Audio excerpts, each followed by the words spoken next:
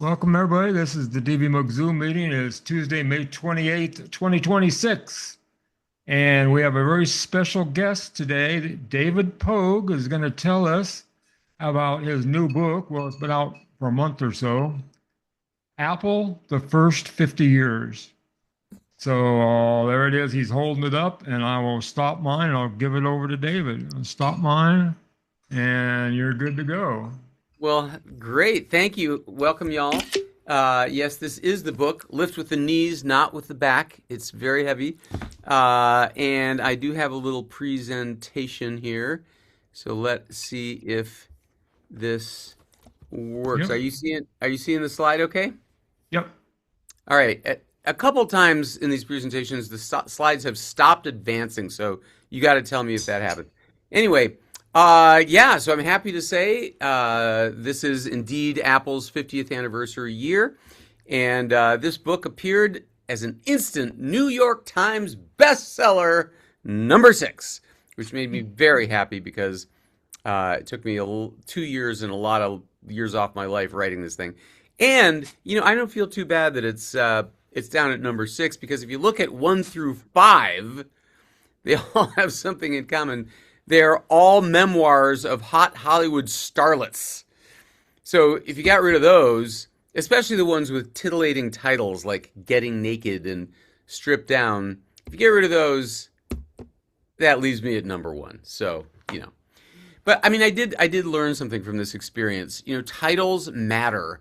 Getting Naked, Stripped Down. Like if I had any brains, I would have named this book Apple, the First Sexy Years.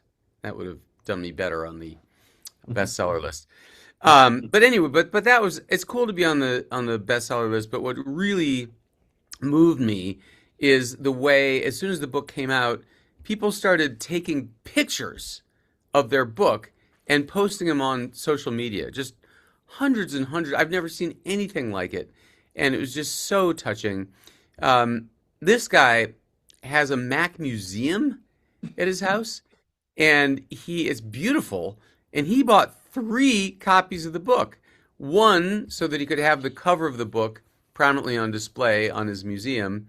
Another copy so you could see the back of the book in his museum, and a third copy in electronic format so that he could actually read the book.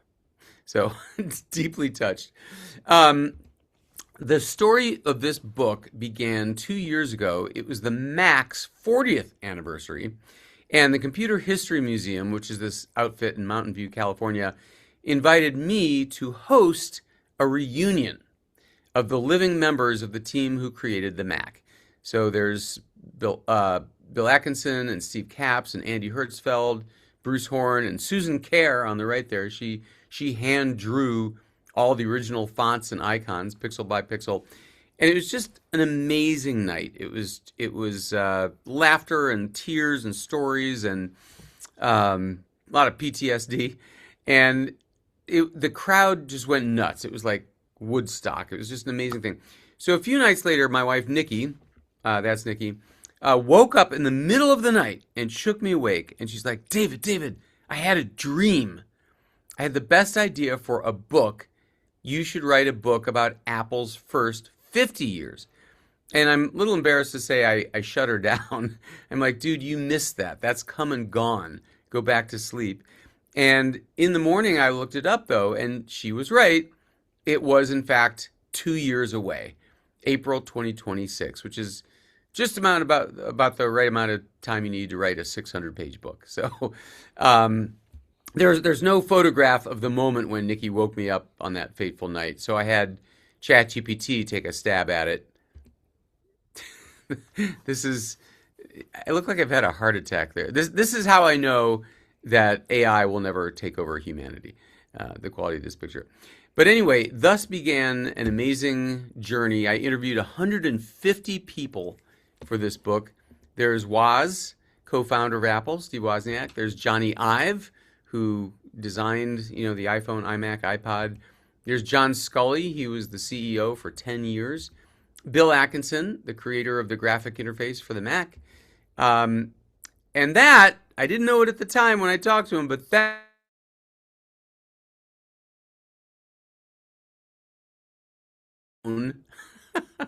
I would have asked better questions. But anyway, they were all really great, and it was a really thrilling opportunity to interview all these guys. The book is in color, which is a big deal because you can't really have a book featuring things like the iPad and the iMac and show them in black and white. And, you know, some of the people who got involved really helped me out with cool materials. Like there's this guy named Robert Bruner. He said, on my epitaph, it will read, "Here lies the man who hired Johnny Ive." But he dug up his photo CDs from the 90s of all these cool Mac designs that he and his team had done that never saw the light of day. So I think this is kind of a cool opportunity, this book, to bring them to the light of day. So, Apple, right now, 2.5 billion people are carrying Apple products. That's 31% of the entire global population. They sell 220 million iPhones a year, which brings them in $1 million of revenue every 90 seconds. Next time you all are feeling overpaid. And they were the first company in history to reach a $1 trillion market capitalization, meaning the total value of all its stock shares. And then the first to hit 2 trillion, then they hit 3 trillion, and now they've just hit $4 trillion. If you want a quick Cliff Notes version of the Apple story, this is it. It is the story of a rise, a fall, and a rise again. I would argue that it is the greatest turnaround story in corporate history. I kind of fudged this a little bit for simplicity. It looks more like this. So the Apple story goes, Apple I, Apple II, Macintosh, Steve Jobs leaves, PowerBook, Newton, Steve Jobs returns, iMac, iPod, iPhone, Tim Cook takes over, Watch, AirPods, Vision Pro, and the services, and then Tim Cook is out. Thank you very much. Great to meet you guys. That's the story. No, I'm just kidding. No, let's take a little bit slower. The story begins in 1976, and as you may know, in 1976, computers were things that only corporations and governments had, and universities. It was never something that individuals would own. But Wozniak, this painfully shy, super genius prodigy with electrical engineering, he really thought that it would be great to own a computer so he could write his own games and play them. So he built what we now call the Apple I. You're looking at it. It is just a circuit board. There's no case, there's no mouse, no keyboard. But this guy, Steve Jobs, who went to his same high school but 4 years later, was his buddy and said, dude, you should sell that, which is going to become a running theme for things that Steve Jobs said. And so they did. They made 150 of those Apple ones. And these days, and Jobs kept wanting it to be a more complete kit. So he hired a local cabinet maker named Charles Pfister to make a case for these Apple I boards. There are only a handful still survive. About 5 are still out there. One of them sold last year for $400,000. Please note that this is the page from the actual auction house designating this case as having been made of rare Hawaiian koa wood. Well, one of the most fun things about doing this book was blowing up myths that have been kicking around for Apple's 50 years, and this is one of them. That, my friends, is not koa wood. That is walnut. And the reason I know it's walnut is because the guy who made it came to one of my book signings and brought it with him. He's like, it's beautiful wood. You just give it a nice, a few nice coats and it looks great. That's Chaz Pfister right there, who was a teenager at the time, worked with his dad to make the cases. But some poor slob paid $400,000 believing that it was Hawaiian koa wood because the auction website still says that. Anyway, cracks me up. But Woz was already thinking about a next generation one. If they're going to sell it, he saw 1,000 ways it could be better. And he came up with the Apple II. And this, of course, was the computer that put Apple on the map. It was the first personal computer, the first ready-to-go, self-contained machine. It even had a plastic case, which was unheard of. This was Jobs' thing. he kept saying, why should computers look like equipment, like industrial equipment that with sharp edges and metal cases and rectangular? Why shouldn't they look attractive? And of course, this will become a theme of Apple's entire career. But that was Steve Jobs, who decided that computers didn't have to look like machinery. This computer sold 6 million. It was the first computer most Americans ever used. And in its complete startup kit, it looked like this. You'd connect it to a TV or a monitor, came with 2 game controllers, and at the beginning there was no floppy drive, let alone a hard drive. That was years away. So you stored your programs on cassette tape, believe it or not. But Jobs noticed that when people went in to buy an Apple II, they would load it up with extras. They would buy the floppy drive that Woz eventually designed. They would buy a card that let you see 80 characters across the screen instead of 40, and more memory and all this stuff. So he said, why don't we sell a computer that has all of that built in? And this was the Apple III. This would be the computer they intended for businesses. The Apple III, there's a reason you're not all nodding in recognition. It's because the Apple III crashed and burned. It was a big flop, mainly because you may notice it has no vents. Steve Jobs had a thing about fans. He did not like fans in his computers, never did till the day he died. So he insisted that they build this thing without a fan, and unfortunately it got roasting hot in there. During my research, I went to the Stanford University archives, Apple archives, and I found a consultant's report about the Apple III indicating that it got to be 170 degrees in there. I mean, you'd pull out your 5 1/4 inch floppy disk envelope and it would have melted. So the problem was that as it heated up, the memory board, which was a little daughter board suspended above the main circuit board on 4 aluminum pins, the pins would expand in the heat and push the daughter board up, and it would lose contact, and the entire computer would crash. So this is literally true. Apple issued a service bulletin advising Apple III owners that if their computers were spontaneously crashing, they should lift the front lip 5 inches off the desk and drop it. This is true. And that would reseat the memory board on those pins, and the thing would work. But the Apple III never recovered its reputation. It was just too bad. Meanwhile, Jobs was working on another attempt at the business world called the Lisa computer, and originally it was going to look like this, a command line interface just like the Apple II. No graphics, just text, light type on a black screen.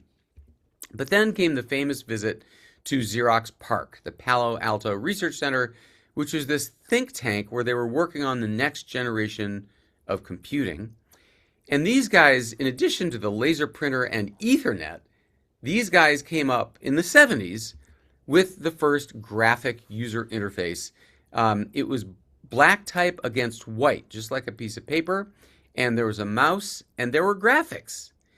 So the big, myth is that Jobs went into Xerox PARC and stole all their ideas, and that's what put Apple on the map. The real story is a good deal more complicated. For example, Xerox offered him the visit in exchange for stock, and also what they saw there was really incomplete.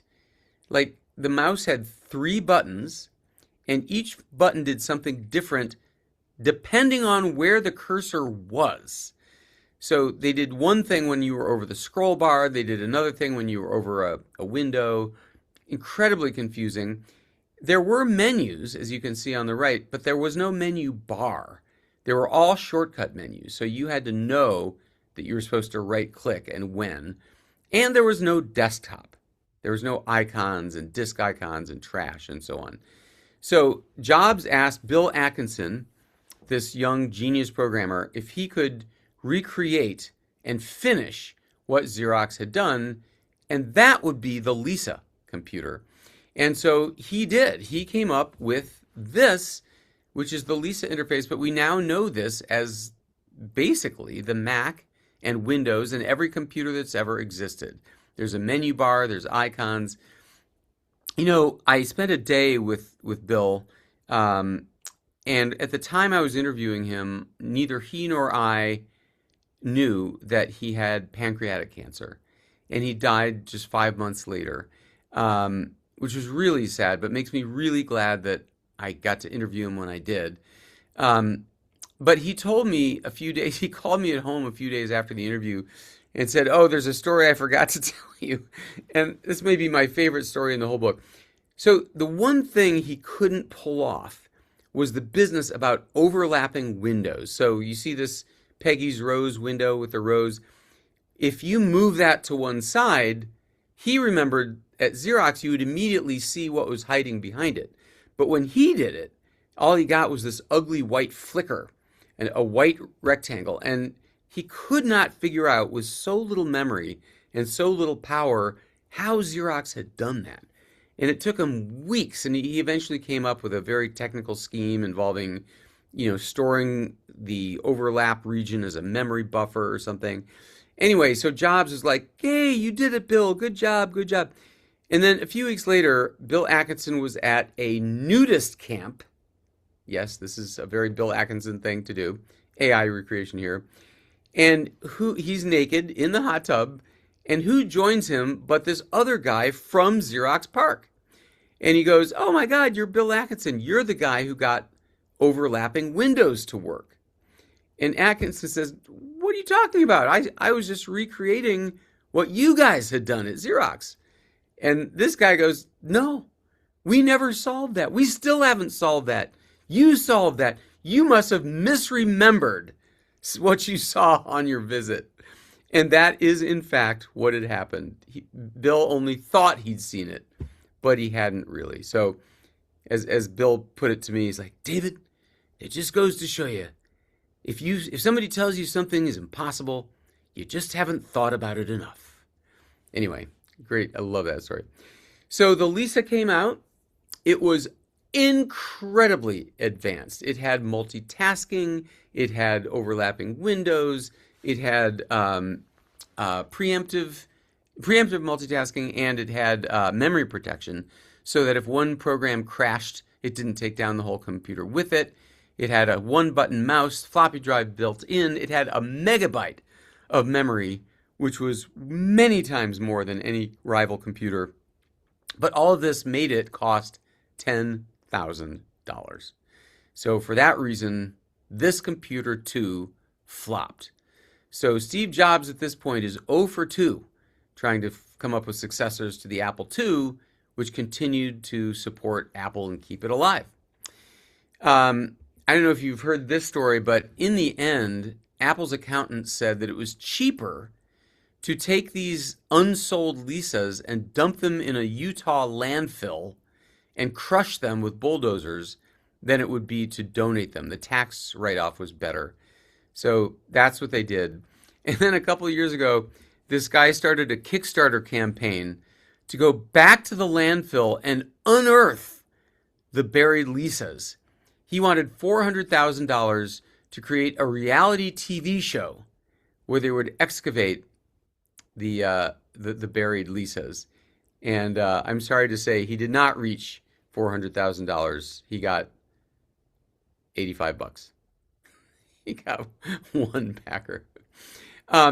Anyway, so Jobs was really bummed, but he was convinced that the graphic interface was the right way to go, and that's how the Macintosh came to be. The goal was a $1,000 computer instead of $10,000, but it would have the same graphic interface, but it would be smaller and cuter.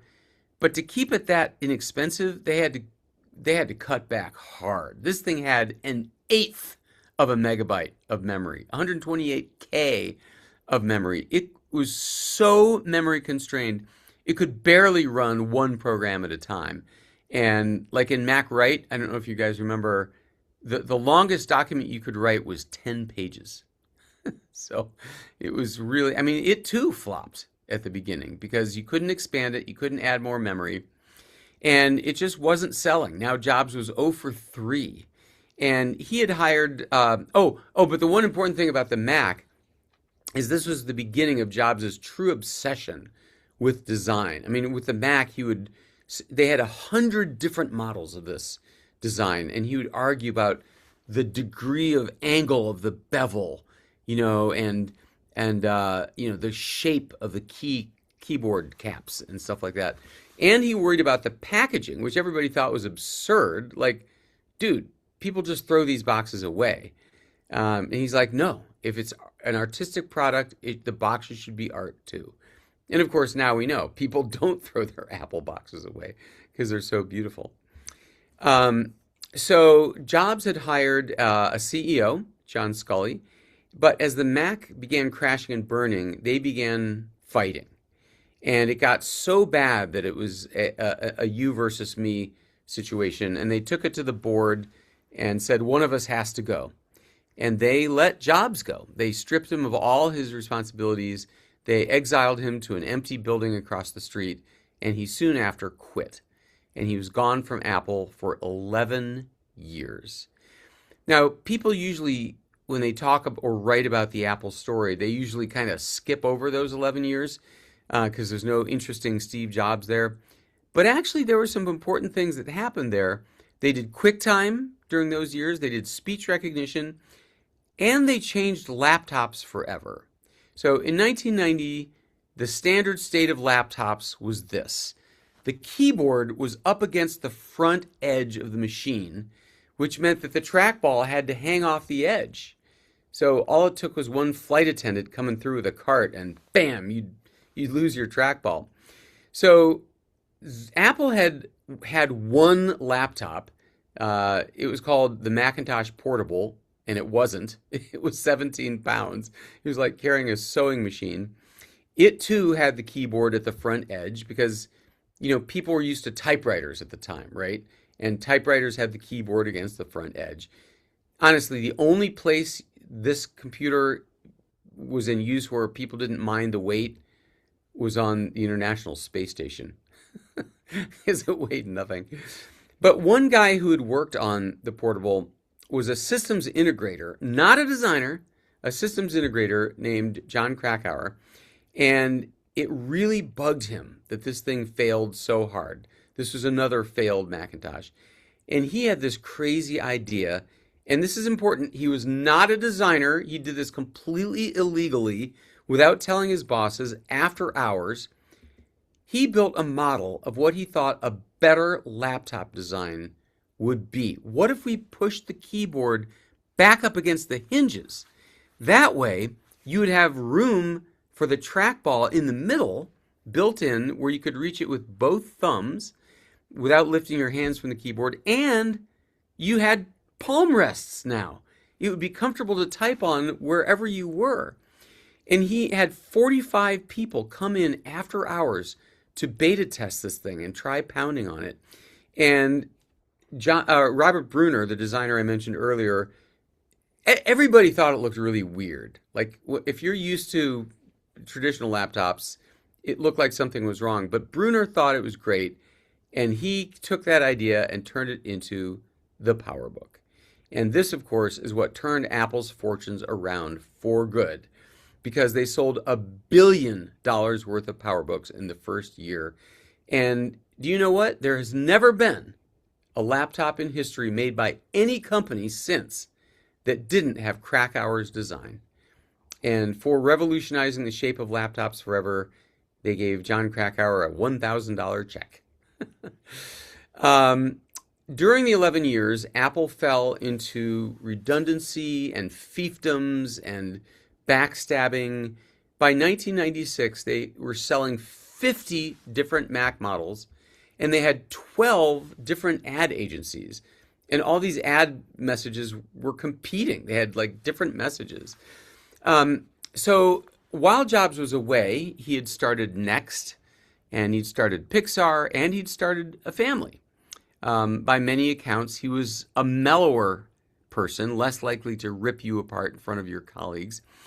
And so my favorite story of this era of duplication was the day that two Apple lawyers showed up in trademark court to sue each other. Cracks me up. So anyway, Apple was desperately in need of a proper operating system. The Mac was crashing all the time. still using the spin-offs from that original, not really an operating system software. And so Apple bought Next and brought Steve Jobs back to Apple. I'm going to stop sharing here for a second.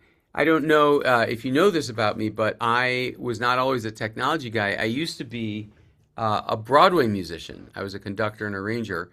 And so I have a keyboard here, and you may wonder, what are you doing with the keyboard? Well, it's because I write song parodies about the tech industry. And when Steve Jobs came back to Apple, I had just seen Evita with Madonna, where she's on the balcony, and Jobs came back in '97 wearing his black turtleneck, and I'm like, where have I seen this before? It won't be easy, you'll think I'm strange when I try to explain why I'm back. After telling the press Apple's future is black, you won't believe me. All that you see is a kid in his teens who started out in a garage with only a buddy named Woz. You try rhyming with garage. Don't cry for me, Cupertino. The truth is I never left you. I know the ropes now, know what the tricks are. I made a fortune over at Pixar. Don't cry for me, Cupertino. I've still got the drive and vision. I still wear sandals in any weather. It's just that these days, they're Gucci leather.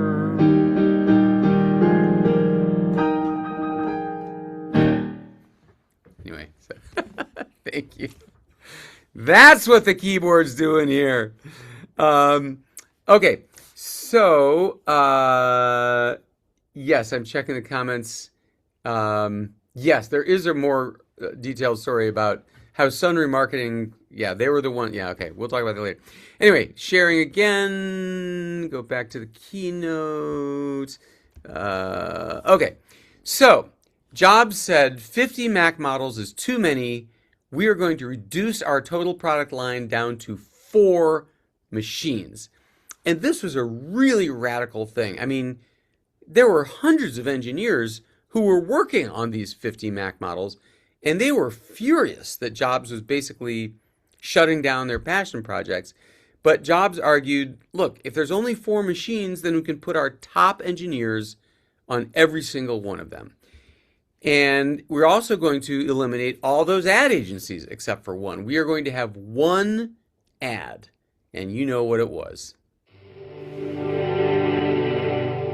Here's to the crazy ones, the misfits, the rebels, the troublemakers.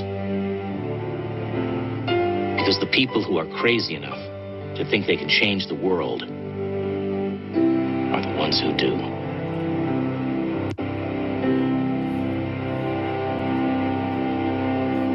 And that ad was just as much for Apple employees as it was for the public. I mean, it didn't mention computers, it didn't show a computer, but Jobs wanted everybody to know that even after that 11-year awful time, the dark times, that Apple still had a soul, It still had a spirit and a heart and a mission. And it worked because he met Johnny Ive, this designer then leading the Apple Design Studio, on the verge of quitting because he had made all these cool designs and nobody was interested in them. The way design worked at Apple was the engineers would come up with the parts and then hand it, when it was all done, to the design studio and say, here, wrap something around this. But Jobs and Ive decided to radically redesign the way things worked at Apple. And as we now know, their first collaboration was the iMac.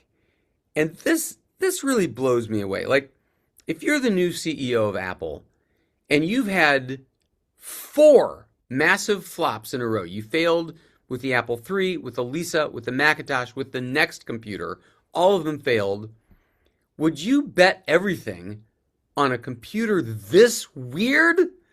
I mean, it's not a box. It's not beige. It's not opaque. It doesn't have a floppy drive. Scandal. It didn't have Apple's own ADB keyboard and mouse jacks. Instead, it introduced something no one had ever heard of called USB.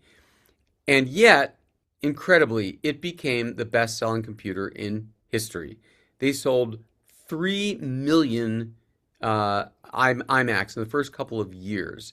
Huge, huge blowout. And then came the iPod, of course, in 2001. Brilliant, simple idea. And at the time, if you wanted a portable music player, you could either have one based on flash memory that would hold, I kid you not, 6 songs, or you could have one with a hard drive in it, but it was like the size of a peanut butter sandwich, and it was really fragile. If you dropped it or bumped it, it would skip the music or break. So John Rubinstein, who is Jobs' head of hardware, was on a trip to Japan, and he visited Toshiba, and he said, so what are you guys working on? And they said, we've come up with this tiny hard drive, the size of an Oreo, but we can't figure out what to do with it. And Rubinstein's like, we know what to do with it. If you will give us an exclusive on this tiny hard drive, we will buy $10 million of them on the spot. And that is what happened. But he was so worried that other companies like Sony would catch up that Apple, he said that Apple should come up with a new iPod model every single year. And that is what they did. And Apple went from a company selling 1 million of something a year to a company selling 10 million of these. This is the iPod mini. And this is another one of those things where Jobs could just see the future, because this was the best-selling product Apple had ever had. The sales were only going up, and Jobs said, we're going to cancel it. And they're all like, what are you talking about? And he said, yeah, we're going to come up with a smaller model, the Nano, that holds less music for the same price. And of course, everyone thought it was insane. But, I mean, the guy was the greatest showman. This is how he unveiled the Nano. Now, this pocket's been the one that your iPod's gone in, traditionally. The iPod and the iPod mini fit great in there. You ever wonder what this pocket's for? I've always wondered that. Well, now we know, because this is the new iPod Nano. And of course, he was right. This thing sold in the hundreds of millions. And he had been right all along about the Mini. He always just seemed to know. And then came the iPhone. You know, I have a song about this too. Here, if you want, I'll do one more song for you here. This song I wrote in 2007 when the iPhone was about to come out. And remember how people were lined up around the Apple store for a week to be the first in line? So I got people to sing parts of this song in line, and I made a video of it. And ladies and gentlemen, for 6 hours, this was the #1 video on YouTube. And now the end is near. I'm sick to death of this old cell phone. Bad sound, the signal's weak, the software sucks. A made-in-hell phone. I've heard there's something new, 1,000,000 times more rad than my phone. I too will join the cult. I want an iPhone. Concerns, I have a few. It's got some flaws, we may just face it. No keys, no memory card, the battery's sealed, you can't replace it. But God, this thing is sweet, a multi-touch iPod Wi-Fi phone. You had me from hello. I want an iPhone. For what is a man? What has he got? If not iPhone, then he's got squat. It's all the things a phone should be. Who cares if it's AT&T? I took a stand and paid $1,000 and got an iPhone.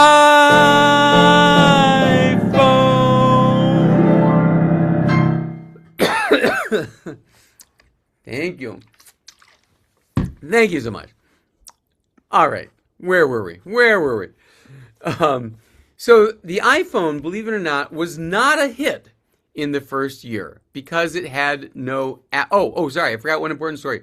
When Jobs unveiled the iPhone in January, it wouldn't ship for 6 more months.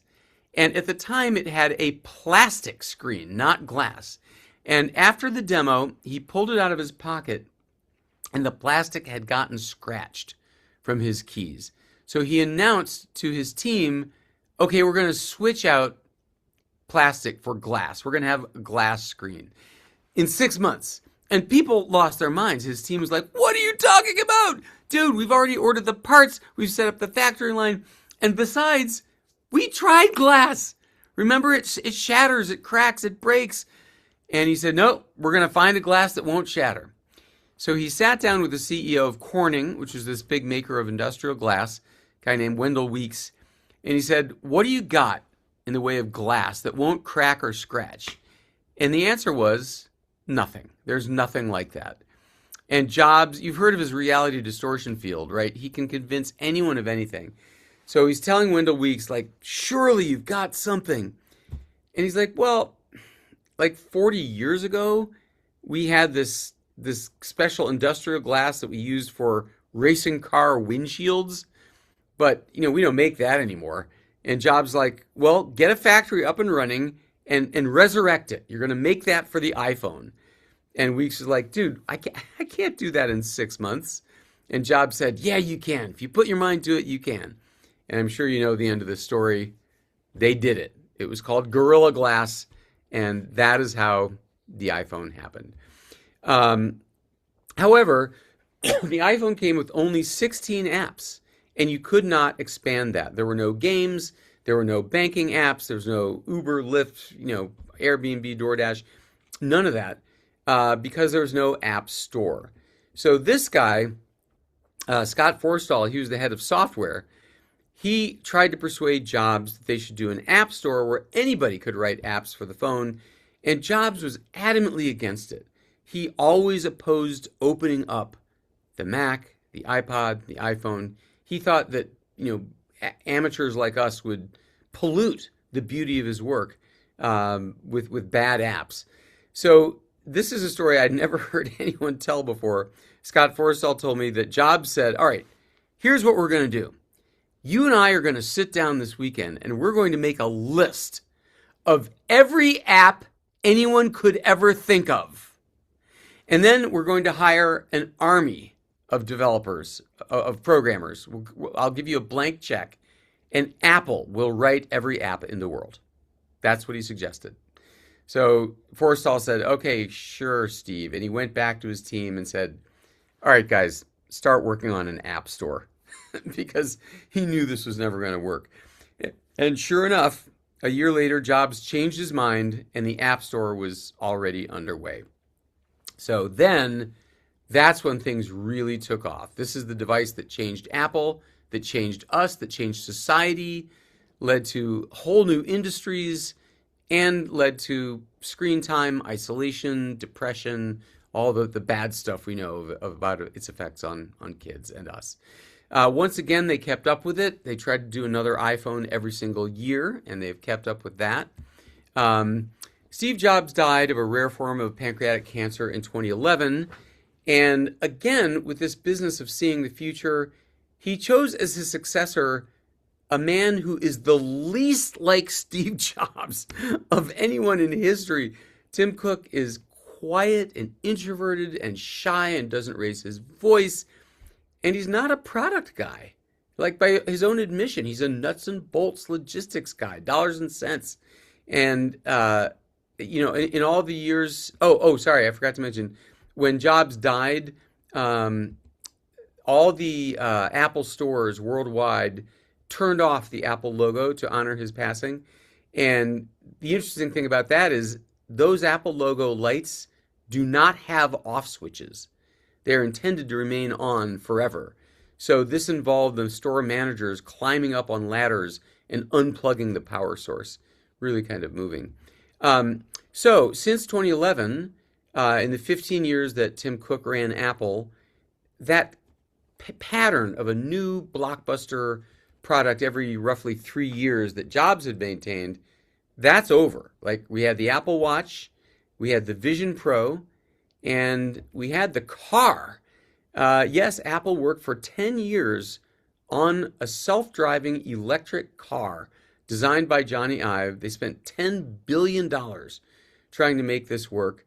And it was said to be unbelievably spectacular. This isn't a photo of the actual thing, because there isn't a photo, but it's very close. It had no steering wheel, no pedals. It had 4 reclining chairs inside that faced each other. They were working on augmented reality windows, so you could like look out a window and it would identify the restaurant you're looking at outside, and the greatest sound system ever made. But in the end, they just could not get the self-driving working. So in 2024, they canceled it. But what Tim Cook did do is turn Apple into a medical company. And this has kind of snuck up on us because it's been a little bit at a time, but it's really kind of profound. It started out with this business of atrial fibrillation, AFib, and that's when your heart, instead of pumping, it just kind of quivers. And in 35% of patients, that triggers a stroke, which is really bad news. You can get tested for AFib, which is a very common ailment, but the problem is it's intermittent, right? It's on again, off again. So if you're in the doctor's office and it's not happening, they'll miss it. But this thing is always on your wrist, always watching. And Apple gets letters every single week from people whose lives were saved by the atrial fibrillation detection. Absolutely, literally a lifesaver. And then last year they added hypertension, high blood pressure. This feature is diagnosing high blood pressure in 1 million people a year and potentially saving their lives by warning them. Then there's sleep apnea, another really dangerous condition that the watch detects while you're asleep. It can lead to heart troubles, and now you can get warning and see a doctor. This is one of my favorites.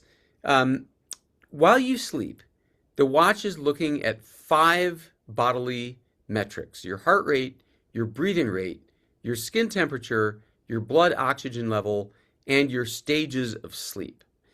And first of all, can we just take a minute to acknowledge how amazing it is that a device on your wrist is measuring things like your heart and your lungs and the amount of oxygen in your blood? I mean, it's just unbelievable. Anyway, the point is, if any 2 or more of these things are out of whack during the night, it warns you the next day that there's really only 2 things that could cause that. One is that you're getting sick and that maybe you don't want to go into work today, or that you were really drunk last night. So anyway, I love that feature. And I'm hearing that they are working on snoring detection too. And I don't know why not. It's got a microphone. It's got a vibration mode that could jostle you out of your deep sleep so you don't keep your wife awake. I'm telling this story for a friend. And then the AirPods. They've been turning the AirPods into medical devices too. These are now medical grade hearing aids for $170. I hope you know that real hearing aids cost an average of $5,000 to $6,000. And so for that reason, most people who need them don't get them. 80% of people who need hearing aids don't have them. And that's a real disaster. You feel isolated, you feel depressed, and the stats show that you die earlier. They've also been working for 15 years on blood sugar measurements, glucose measurements. Imagine being a diabetic and not having to stick yourself multiple times a day. That would be enormous. So what's Apple working on next? Well, you've probably heard the rumors. This fall, they will be able to offer you the folding iPhone. The iPhone Ultra, we think it's going to be called. It unfolds into as big as, but almost as big as an iPad mini. Very expensive, $2,000, but substantially better than the ones from Samsung and the other companies.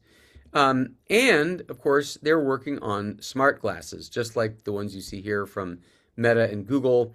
The idea is you've got everything you would have on your phone, all the smarts and everything, but without having to look down at your screen all day long. Apple and many other Silicon Valley companies are trying to get us away from our addiction to staring at the screen. So the first model will not have a screen at all.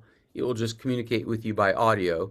And then the second model, as you see here on the right, will have a screen superimposed in the lens for when you need to see something.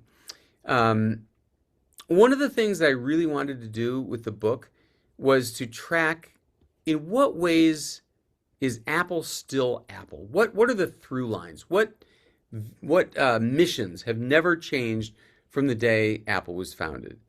And when you open the book, the first thing you find is a 2-page color map of every important location in Apple's history. And this is the first amazing thing. In 50 years, Apple has not moved more than 2 miles. It's absolutely amazing how consistent it is. And it's super consistent in its mission, too. You know, Samsung started out as a dried fish vendor. Nokia started out as a paper mill. But Apple was founded by Woz and Jobs to take powerful technology and make it beautiful and simple and pleasurable for ordinary people to use. And that is still their mission. It has never changed in 50 years. They have incredible focus. Jobs always said, I'll say no to 1,000 features before I allow one new feature in there. And even to this day, you could fit one of everything that Apple makes on a boardroom table. I mean, you'd never say that for Samsung or Sony. Secrecy is another through line. This was a big Steve Jobs fetish. This keeps competitors from getting a head start.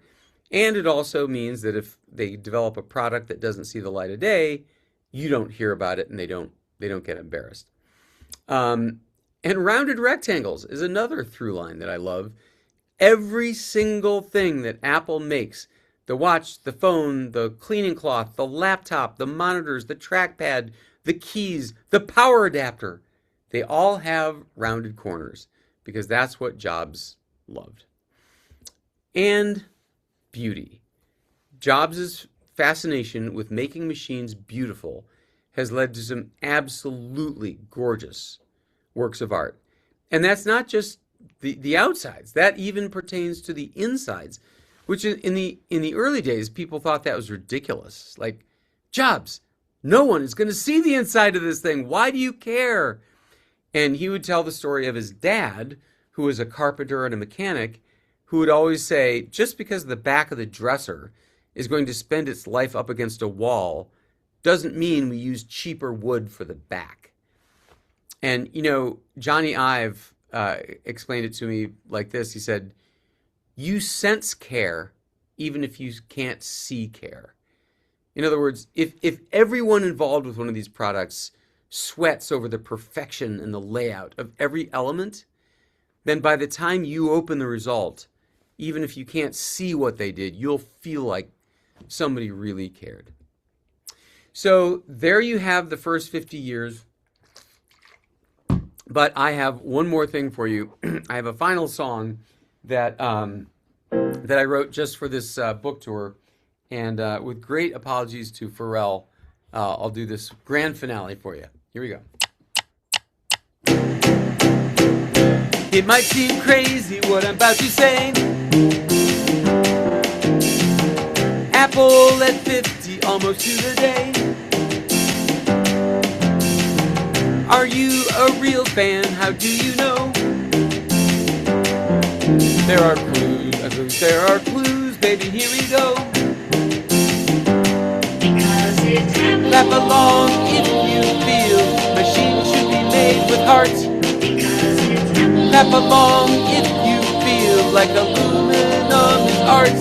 Because it's Apple. Clap along if you plug in 12 gadgets every night. Because it's Apple. Clap along if you're proud that your chargers all are white. I got bad news so you understand. It's not always easy being such a fan. Wintown is everywhere, it's super cheap. But who wants to be a corporate sheep? Because it's Apple. Clap along if you've never thrown away a box. Because it's Apple. Got a special closet just for dongles, cords, and docks. Because it's Apple. Clap along if you bought that stand for $1,000. Because it's Apple. Clap along if you feel that Siri still kinda sucks. I don't feel down when they raise the price. I don't feel down using pucky mice. I don't feel down because AI is late. Or when an AirPod falls down a grate. I don't feel down updating non-stop. I don't feel down when I can't airdrop. I don't feel down that I've got a notch and a half-day charge on my Apple Watch. Clap along if you dump friends whose texts show up in green. Because it's Apple. Clap along if you spent $19 to wipe your screen. Because it's Apple. Clap along if you're in line when a new phone rolls around. Because it's Apple. Clap along if your cordless mouse charges upside down. Because it's Apple. Clap along if it's better to be best than to be first. Because it's Apple. Clap along if you know that Windows is the worst. Because it's Apple. Clap along if rounded corners always make you high. Because it's Apple. Clap along if you will please 6 colors till you die.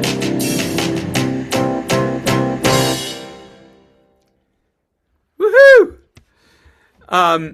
That is what I have for you. I'm happy to answer any questions, and I'm supposed to remind you that I'm once again writing a free weekly column. It's on Substack. Just search for my name, ad-free, and paywall-free.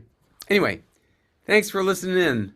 What comments did I miss? The reason you haven't heard anything because we muted everybody at the beginning, so they'll interrupt your video. So they'll start. I was curious what you think about the success of the Neo. Oh, yes. Wow, what a fascinating project. As you know, it's a $600 laptop. It is gorgeous, it is light, and it is shockingly fast. Everybody said, oh, you'll never be able to edit videos on that thing. That's baloney. It has an iPhone chip in it, and from last year, not even the current one, but it is really fast. So I think it is one of Apple's biggest successes in years, both critically and with consumers. People are just, I mean, that thing is flying off the shelf. It's great for students. It's great as a second Mac. It's great as a little, I hear people calling it a burner MacBook because it's so cheap you can afford to have a second one on hand. Yeah, I absolutely love it. And congratulations to Apple for coming up with a huge hit, even though it's not a whole new product line. Yeah, somebody who had a High Sierra MacBook who was running, because they were running quick in 2007 and they couldn't upgrade. I said, it's time. The internet wasn't working. So I said, the Neo just came out the first week. It's $600. It's like, so we tried to get one. It was a month out from Apple. No local store had it. We're in the Bay Area, looked around. Well, they were in about 30 miles away in Emeryville. I said, order it, pay for it, go pick it up tomorrow. Get it before it's gone. You know, Apple sent me one to review, and I just sent it back this morning, but I was so sad to have to do that because it's just, it's like half the thickness of my MacBook Pro. It's like, it feels like an iPad. It's so thin and convenient. So really well done. The same thing happened over the weekend. Somebody had Quicken, same thing, High Sierra, and I said, well, Mac Mini, a Mini, replace it for your Mini. Well, it was 2 months out at Apple. Nobody had it in a local store. And I said, I heard you could get it on Amazon next day. Yeah. Really? Yeah. next day overnight. That is wild. Yeah. There might be a Best Buy might have them, but Amazon had them. Hmm. So Um, that worked out. By the way, before I forget, I have a special offer to make for you guys.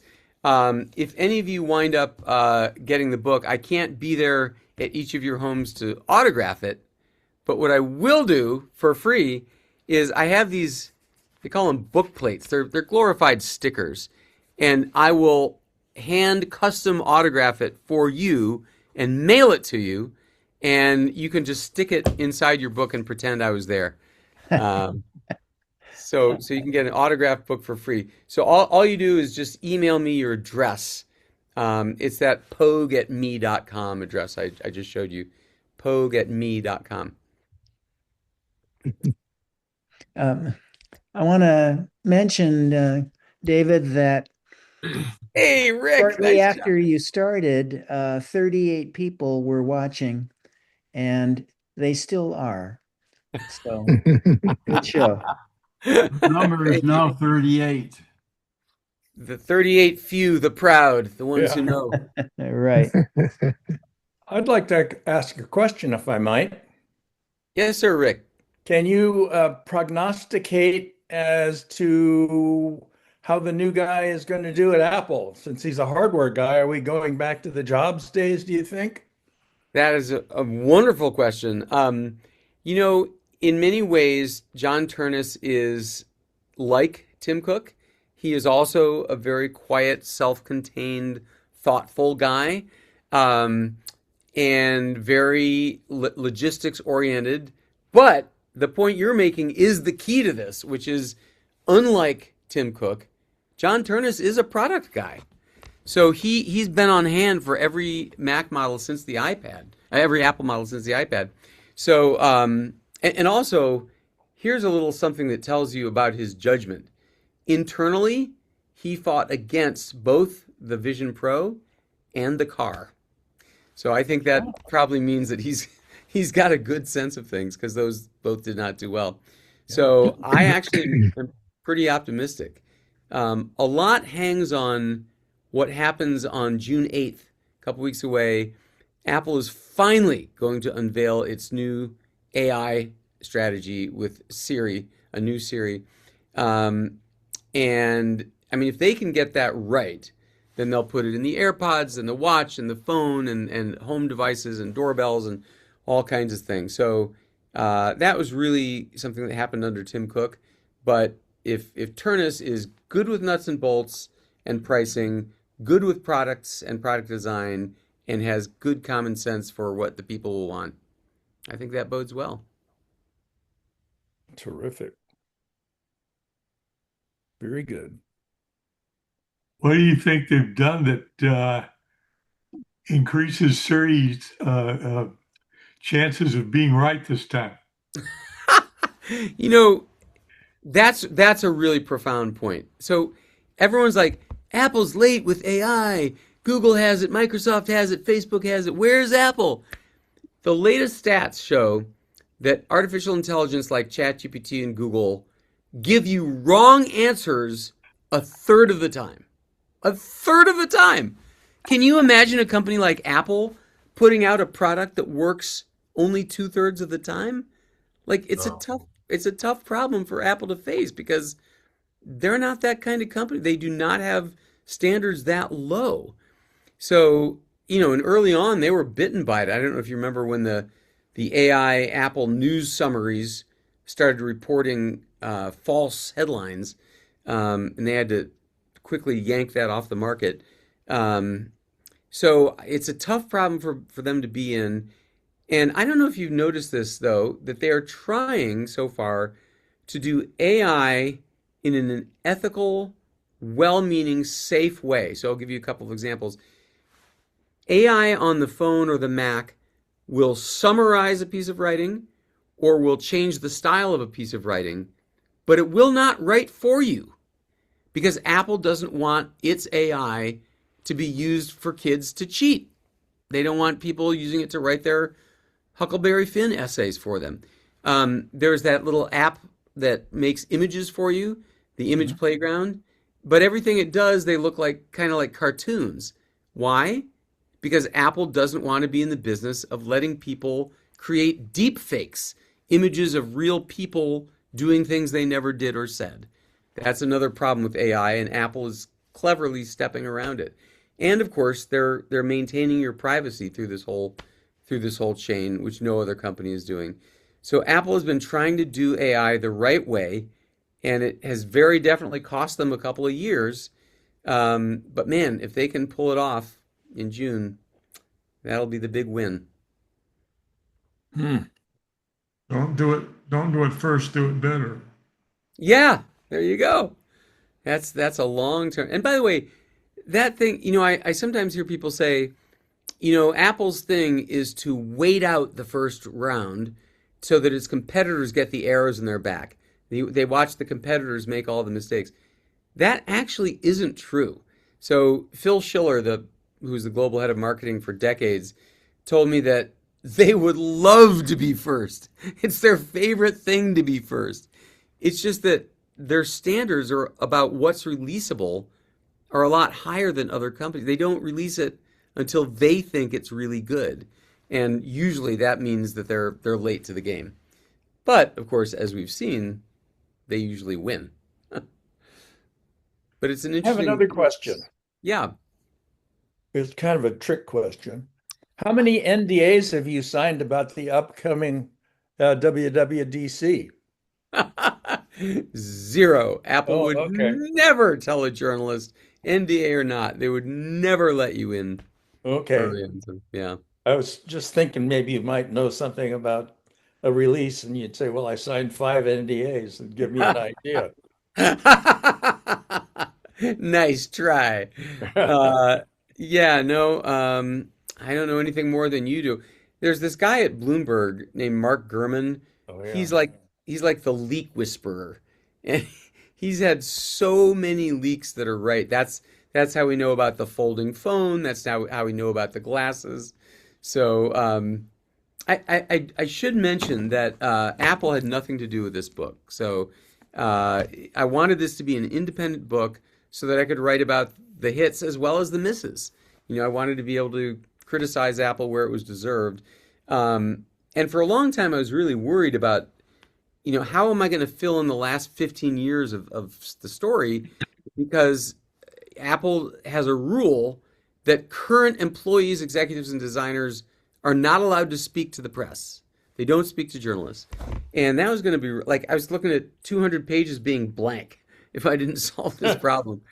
So I begged them to make an exception for me, to let me interview Tim Cook's team and the top engineers and designers. And it took 6 months of haranguing them, but finally they agreed. And so I spent 4 days out at Apple Park doing hour interviews with dozens of people.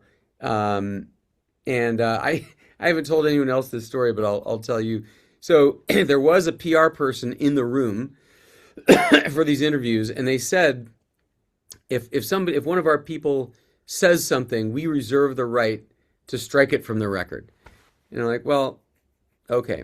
So in all these interviews, all these days, they only asked me to not report one thing that they said. You want to hear what it was? There's a bad word involved. I apologize in advance.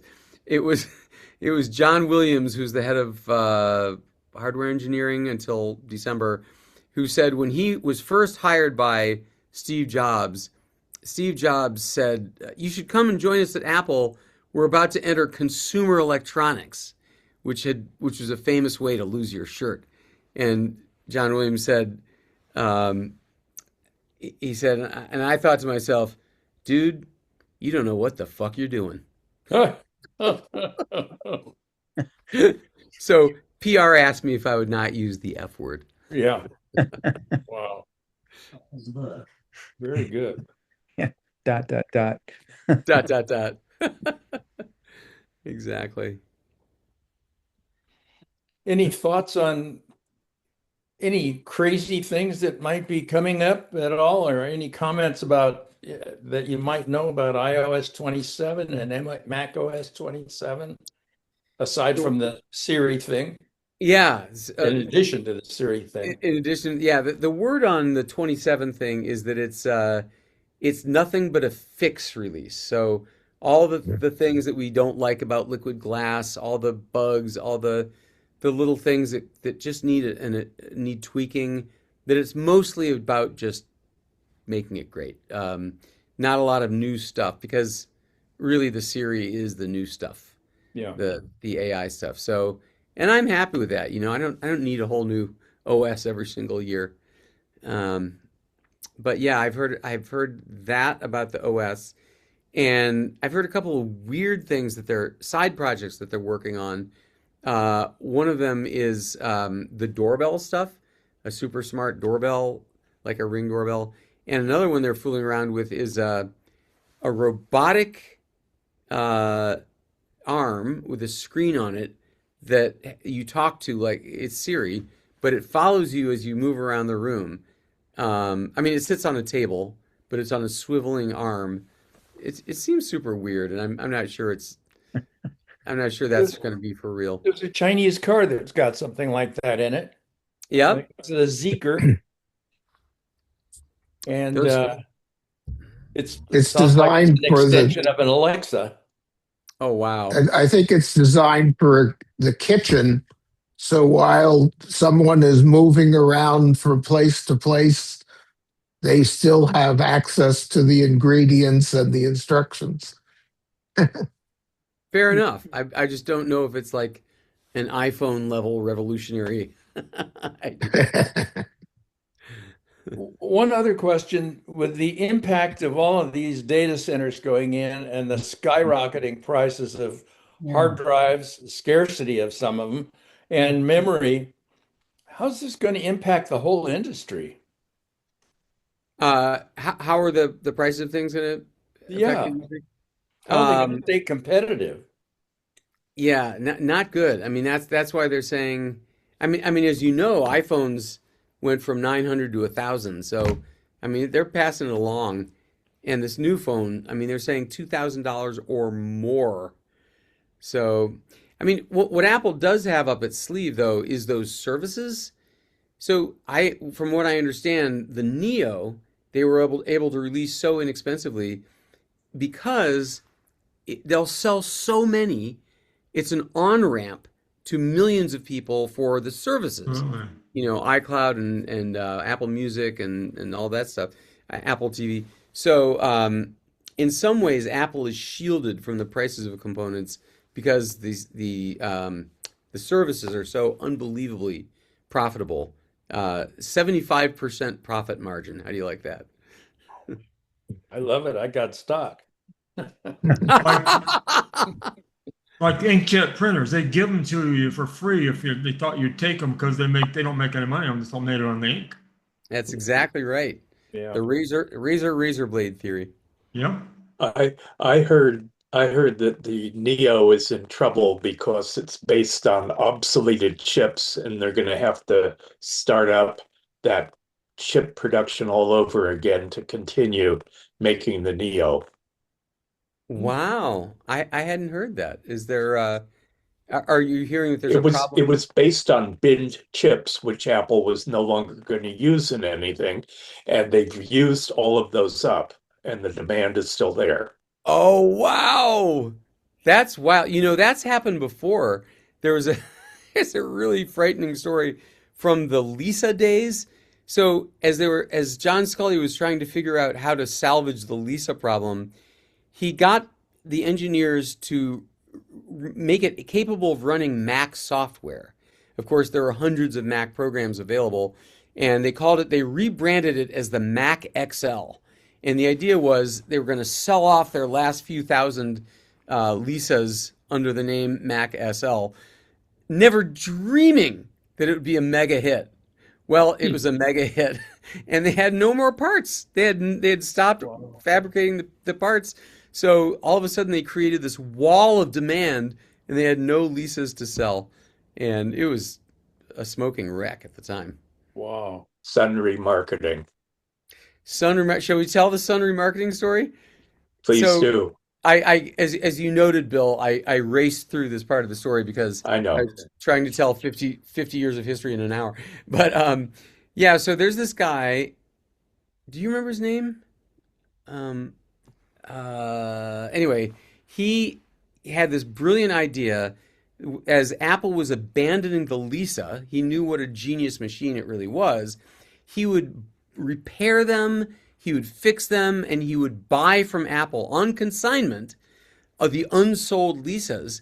And he had a thriving business. I mean, people really loved these things. And he would sell, like if you were missing, an external floppy drive or whatever, he would put the packages together for you and sell them at a fraction of the original price. And it worked for everyone for a long time. Apple was able to unload these unsaleable Lisas without losing face. He was making money. And then one day, he got a call from Apple's lawyers who said, those Lisas, those 7,000 Lisas you bought from us on consignment? Well, we want them back. And he's like, what are you talking about? And this was because the accountants had discovered that the cheapest thing to do, the most tax beneficial thing to do, would be to bury them in the landfill. So this poor guy, wait, I'm going to look up his name because he's kind of a great character. Sun Remarketing. His name was Bob Cook. Okay, there you go. So he stood by with his jaws open as a line of semi-trucks pulled up to his place one day, and they started taking away all his unsold Lisas that he'd spent so much time. It really served nobody except the accountants because everybody was happy. And those are the machines. Those are the machines that got taken to the landfill. Wow. Then we also had the Mac clones years ago too, that were, in some cases, were even better than the Macs. They were faster and they were cheaper. They were uglier. Yeah. But, for years, people had talked about whether Apple should license the Mac operating system to other companies. And there were two arguments, right? There was the argument that, look, that's how Microsoft got to be Microsoft. They wrote DOS, they wrote Windows, and they sell those to computer companies and make money hand over fist. We should do that. And then there's the other argument that says the model is not Microsoft, it's IBM.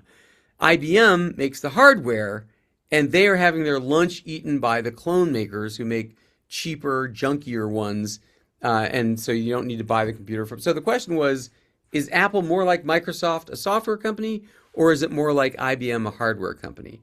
And the simple truth is it was both. So nobody could guess whether cloning would be a good idea or not. And finally, in those dark years when Apple was dying, they finally decided to try it. And there were, 4 or 5 companies that made very highly regarded Mac clones cheaper and faster. And by the way, the reason they could be faster is because they were so small, these companies, that when a new chip came out, they could buy a small quantity of that chip and put it into their Macs immediately, whereas Apple couldn't consider releasing a new Mac model until they had hundreds of thousands of those chips, which took these chip companies time to ramp up. So anyway, so Apple shot itself in the foot from day one. And then when Steve Jobs came back, he immediately shut down the whole program. And there were lawsuits and contracts that were violated. But, once Steve Jobs is on a roll, you I can't still stop have a T-shirt from Power Computing him. You do? from a Mac World. I think I got it in New York. Yeah. Yeah, that was one of the good ones. Yeah. Power computing actually used Mac motherboards, so the CPU, the chip, was not something else other than what Apple was already making. Oh, But it was I a good see. machine. I Yeah. loved mine. But they put Yeah, I it had in a like Power a standard PC case, Yeah. which was Another cheap. way they saved money. Yeah. Stephen Kong, that was the CEO. Yeah. Those were some crazy days. You wouldn't believe what Apple tried to do to to save themselves in the 90s. Oh man, there was a long conversation that came very close to succeeding where they were going to merge with IBM. Can you Oh imagine my. with IBM? Like how weird. I remember that second line of Macs, and there was a Mac Money edition, a Mac People Magazine edition. Yes, I yes. forget the name of those things, but there and Sears was selling them, Macy's was selling them, everybody sold them. It was very confusing. And that was the problem. I think you're saying the same thing I am going to, which is that each of those chains wanted a price guarantee that nobody else could undersell them. So Yeah. Apple fulfilled their wish by giving each chain, Sears, Macy's, Target, CompUSA, Best Buy, their own line of Macs to sell. So if you had a Performa 6115 CD, they could say, we will not be undersold because no one else was selling it.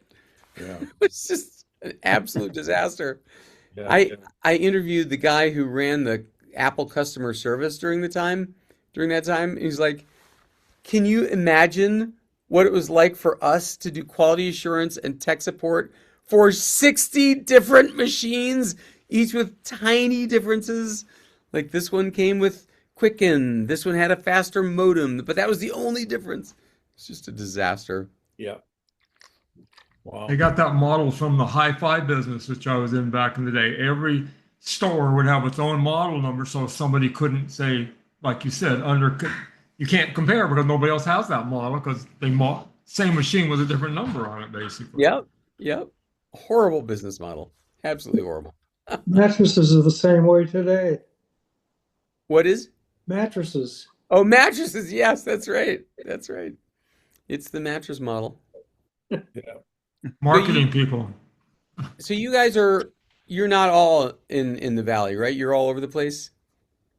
Well, Well, mostly Yeah, mostly in mostly. this area, but we have outside members. Since the pandemic, we were able to get members from other areas as well because we've resorted to Zoom now instead of in-person meetings.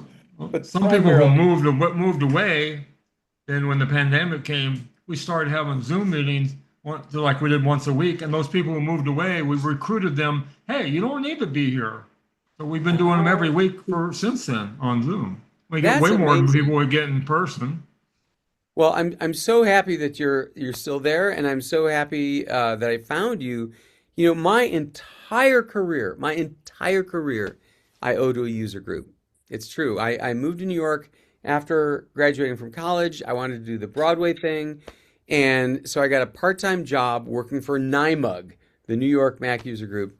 And the story, I was not a writer or anything, but there was this piece of software that came out called Finale. It was a sheet music software, and but it was $1,000. It was a miracle. You would play on your keyboard, and it would write out your music that you were playing. It was like Siri taking dictation. It was miraculous. But I couldn't afford $1,000 because I was a piano player, and so the head of our newsletter, the editor of our newsletter, said, "Well, here's a little tip for you. Write to the company and tell them that you're going to write a review for our newsletter, and they'll send you a free copy." And they did. They sent me $1,000 program for free. wow. And so I wrote this review, and then I got greedy, and I'm like, "Oh man, what else can I have?" And so I got Photoshop that way, and I got Microsoft Office that way, and Quicken, and I started just getting free stuff and then writing reviews of them. And I mean, we're talking an 8-page mimeograph newsletter. It was like, it was hilariously called the Mac Street Journal. And then after a year of this, that same guy to whom I owe my entire life said, Pogue, your stuff is great, but you could be making money from this. You could send your example reviews to one of the computer magazines like Macworld, and they'll pay you for it. And I'm like, really? And so I did. And I wrote for Macworld for 13 years. And then I went from there to the New York Times, and I wrote for them for 13 years. And then I went to CBS Sunday Morning, and here I am. Let's go on TV. Seconded. Love it. I happen to agree. It's such a great show. But yeah, that was my whole life began in user groups, and that whole vibe of explaining, of being an explainer, came from those meetings. Week after week, somebody would get up and teach something or explain something or help us install something, and that's very much embedded in my psyche. Yeah. Did you ever do a BMUG meeting? Which mug? BMUG, Berkeley Macintosh Users Group. Oh yeah, I mean not they're gone now, right? Yeah. Oh yeah, but Yeah, we but have back we have they're gone. We have refugees from them in our group. We're just over the hill. We're only on the other side of the tunnel. Uh, Yeah, no, back in the day I did. They were one of the I greats. learned a lot of stuff there. They used to every week they'd have a meeting and they have two vendors. And whatever they demonstrated, they'd raffle off. Oh Apple man. came and introduced System 7.5 and they gave away a computer raffle. And there was only 50 people there. So your odds were really good. I think I Yeah, it won. got to be so bad they wouldn't give the raffle tickets out at the beginning of the meeting because they would because people would come they would come at the end. So just to get in, so no, you had to be there at the beginning of the meeting to get your raffle ticket. You couldn't just come at the end and get the raffle. That's very smart. Very Yeah, smart. yeah. Well, Well, anybody else got something for David? That was an amazing. I went to the Sacramento and saw you in Sacramento. I knew it was to see you got people. We still got 37 people, so nobody left. Well, I'm very flattered. Yeah, yeah. User groups are everybody's they have a thing called the not the user group university, but there's a group of user groups that Oh, meet on it's so, Zoom yeah. and they talk about it and they said, yeah, the user groups are going down and they're all like us. You can see they're all gray hairs. That's and the younger people they don't join groups. They don't go to things like, they're not joiners. Well, they're So, missing out. Yeah, John, that is, I think, how I found you because I was invited to attend one of those user group president summits, and that's yeah, where I met, yeah. I like, forget. and that's how I got in touch with Don Nelson, who helped me organize all this. Thank Yeah, you, yeah. Don. And that's what brought me here. So we're glad of Yeah, I that. went to that every month. They would do it during the pandemic, and I went to them. Then I stopped because the guy who was leading it passed away, and then somebody else oh, took it over, and they started doing a different format. I haven't been to it. I can't remember the name of it, but it's only for Uh, certified Apple. Apple used to promote user groups. They yeah, don't they do did. that not anymore. anymore. No, They won't even let us put our literature in the stores. Oh, no, really? No. no. That seems like bad marketing. Well, it Well, let does. me just tell you, as somebody who moved from the Bay Area after 50 years to now living in Las Vegas, Oh, um, I just told my daughter-in-law, who just went to work for Apple in the HR department and is switching from Windows to a ah, Mac as a total novice. oh I boy. said, the thing you got to do is go to MacMost, go to one of the user group meetings, sign on to this. I'm going to tell her to follow you on your newsletter.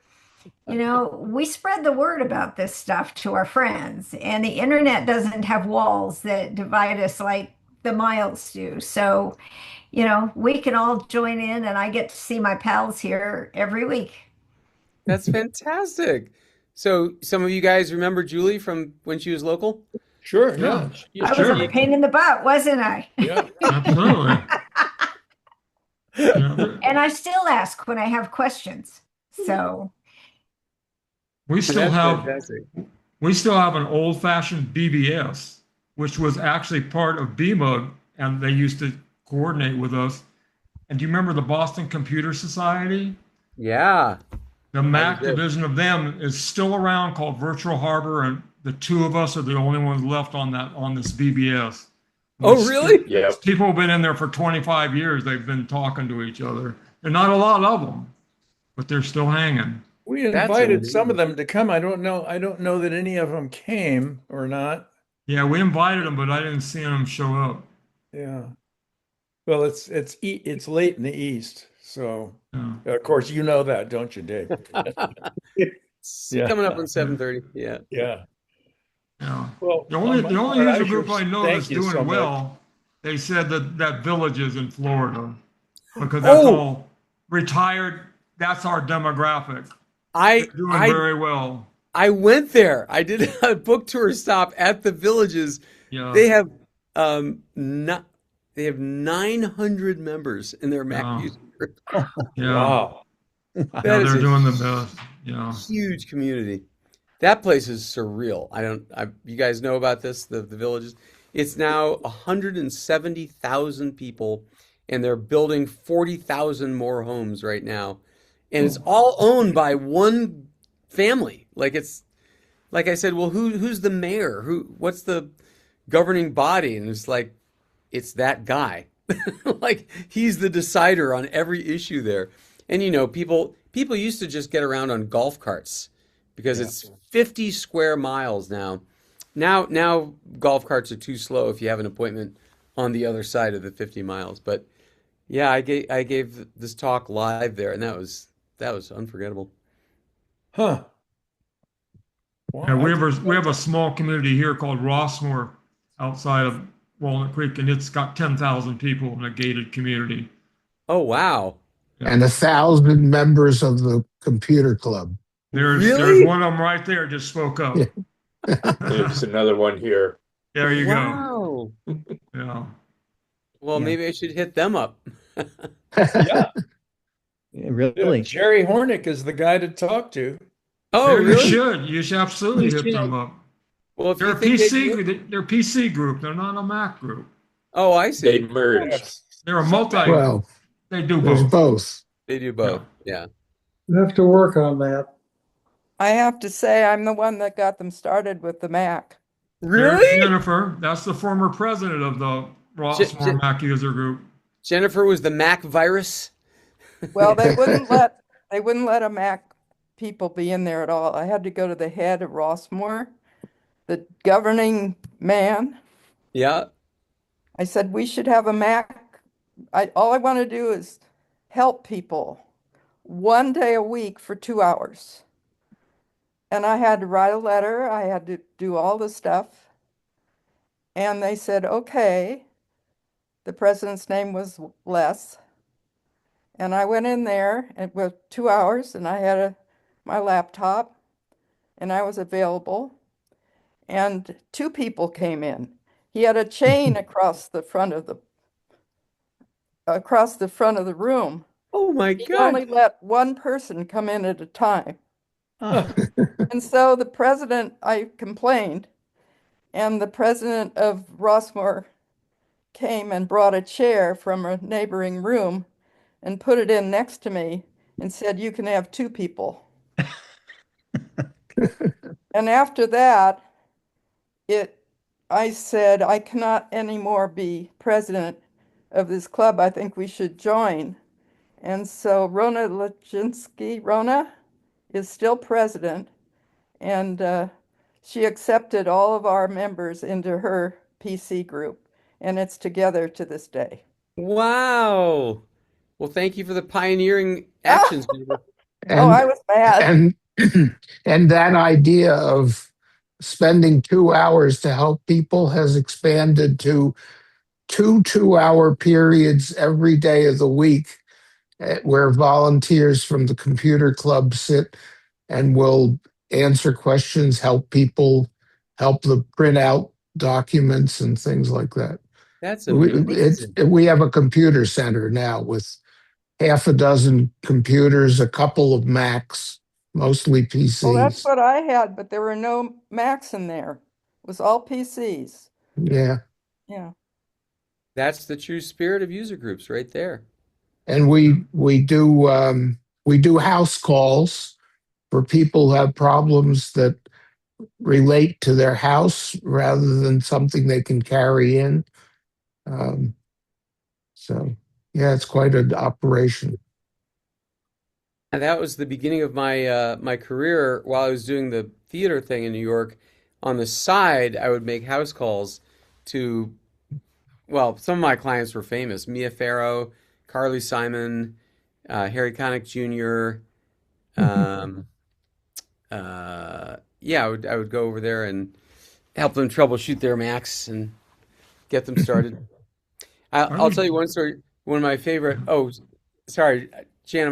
Jan, am I interrupting you? No, you finish your thought. All right. I'll make it quick. So William Goldman was one of my clients. He's a screenwriter. He wrote Butch Cassidy and the Sundance Kid, All the President's Men, Misery, a lot of famous movies. And so I went over to the east side of Manhattan to teach him how to use the Mac. And these are called folders, and this is the trash. And if you want to get rid of something, you drop it on the trash. And I showed him these are the menus. So then I went home, and that night, about 8 hours later, in the middle of the night, like 1 a.m, he calls me, and he's all riled up. He's like, "Get your ass in the cab and get back over here. You gave me bad information." I'm like, "What are you talking about?" He said, "You told me I could drop something in the trash and it would go away." I'm like, "Yeah, it does. Get over here." So I went over there, and I immediately saw the problem. Here was the trash can, and right above it were 35 little icons. He thought you could literally drop it by gravity into the trash. Oh my! I never heard that before. Oh That's my! a good one. Yeah. And I mean, it just goes to show you when a computer is new and someone's never seen it before, you have to be really careful with your language. That's true. Yeah, so sorry, Jan, what were you going to say? Oh, this is on the subject of user groups too. And I'm serious. How do young people get along without user groups? How do they know everything? It's just, these days, it's just the internet. I mean, you can just Google anything.